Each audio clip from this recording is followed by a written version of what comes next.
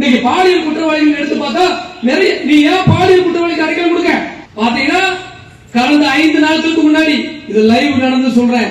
5 நாட்களுக்கு முன்னாடி சென்னையில ஒரு ஐடி கம்பெனி வச்சிருக்கான், மிகப்பெரிய கோடீஸ்வரன், நாம் தமிழர் கட்சியில மாநில பொறுப்புல இருக்கிறான்.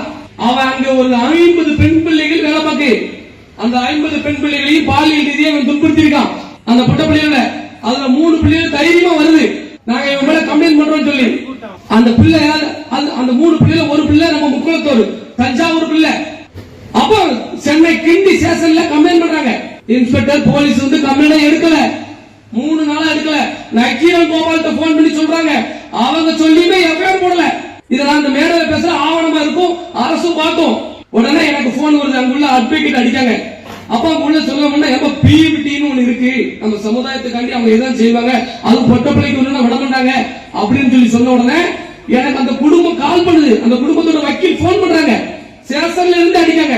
அண்ணே பிள்ளைய பாலியல் ரீதியா துன்புறுத்தாமனே வந்து துன்புறுத்திட்டான், கம்ப்ளைண்ட் பண்ண வந்தா சிஎஸ்ஆர் காப்பி கூட தரல அப்படின்னு. அப்பனா எனக்கு தெரிஞ்ச பத்திரிகையாளர்கள், மூத்த பத்திரிகையாளர்கள் சென்னைக்கு அடிச்சு எப்ப அந்த மாதிரி பண்ணிருக்கான், இம்மீடியட்டா அவனை அரெஸ்ட் பண்ண சொல்லுங்கப்பா, எஃப்ஐஆர் பண்ண சொல்லுங்க. அவங்களும் போன் பண்ண நடக்கல. நைட்டு டிஜிபி அலுவலகத்துக்கு தொடர்பு கொண்டு பேசுறேன். 24 மணி நேரத்துல அவனை எஃப்ஐஆர் போட்டு கைது பண்ணலாம் அப்படின்னா நடவடிக்கை நாங்க எடுத்து வேற மாதிரி இருக்கும். புரியுதா? வேற எங்களுடைய நடவடிக்கை வேற மாதிரி இருக்கும். நைட்டு 1 மணி 2 மணி வரைக்கும் நான் சொன்னேன், எஃப்ஐஆர் போடாம நீங்க அந்த இடத்த விட்டு போகாங்க, நீங்க அந்த ஸ்டேஷன்ல இருங்க அப்படின்னு. அதே மாதிரி இருந்தாங்க. நைட்டு 2:30 அந்த பாலியல் குற்றவாளியை அரெஸ்ட் பண்ணி சிறைப்படுத்தினாங்க. எல்லா டிவிலையும் வந்துச்சு,